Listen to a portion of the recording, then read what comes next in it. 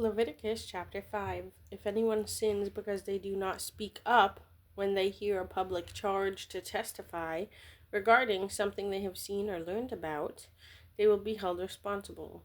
If anyone becomes aware that they are guilty, if they unwittingly touch anything ceremonially unclean, whether the carcass of an unclean animal, wild or domestic, or of any unclean creature that moves along the ground, and they are unaware that they have become unclean, but then they come to realize their guilt, or if they touch human uncleanness, anything that would make them unclean, even though they are unaware of it, but then they learn of it and realize their guilt, or if anyone thoughtlessly takes an oath to do anything, whether good or evil, in any matter one might carelessly swear about, even though they are unaware of it, but then they learn of it and realize their guilt.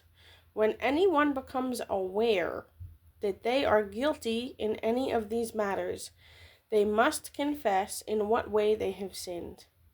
As a penalty for the sin they have committed, they must bring to the Lord a female lamb or goat from the flock as a sin offering, and the priest shall make atonement for them for their sin. Anyone who cannot afford a lamb is to bring 2 doves or 2 young pigeons to the Lord as a penalty for their sin. One for a sin offering, and the other for a burnt offering. They are to bring them to the priest, who shall first offer the one for the sin offering. He is to wring its head from its neck, not dividing it completely, and is to splash some of the blood of the sin offering against the side of the altar. The rest of the blood must be drained out at the base of the altar. It is a sin offering. The priest shall then offer the other as a burnt offering in the prescribed way, and make atonement for them for the sin they have committed, and they will be forgiven. If, however, they cannot afford 2 doves or 2 young pigeons, they are to bring an offering for their sin, 1/10 of an ephah of the finest flour for a sin offering. They must not put olive oil or incense on it, because it is a sin offering. They are to bring it to the priest, who shall take a handful of it as a memorial portion, and burn it on the top of the altar of the food offerings presented to the Lord. It is a sin offering. In this way, the priest will make atonement for them for any of these sins they have committed, and they will be forgiven. The rest of the offering will belong to the priest, as in the case of the grain offering. The guilt offering, verse 14.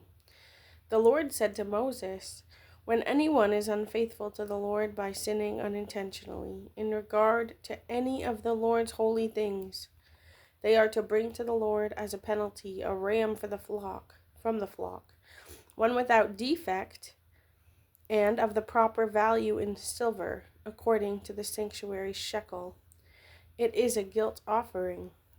They must make restitution for what they have failed to do in regard to the holy things. Pay an additional penalty of 1/5 of its value, and give it all to the priest. The priest will make atonement for them with the ram as a guilt offering, and they will be forgiven. If anyone sins and does what is forbidden in any of the Lord's commands, even though they do not know it, they are guilty and will be held responsible. They are to bring to the priest as a guilt offering a ram from the flock, one without defect and of the proper value.